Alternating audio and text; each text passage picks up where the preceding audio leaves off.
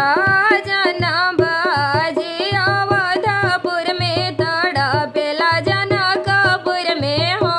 यार भजन बाजेला दशरथ जी के दुआरा कोशिला रानी के आंगन कोशिला रानी के ई जानी जानी कोशिला रानी तर बेटा जरिया रो पेले हो।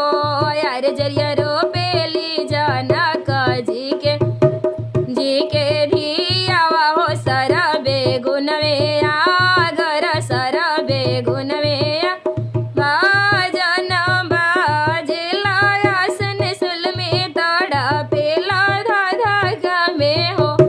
ओ यार भजन बाजेला परमोद ससुर के दुआरा रीता ससु के आंगन रीता ससु के ई जानी जानी रीता दे तोहर बेटा जरिया रो पेले हो।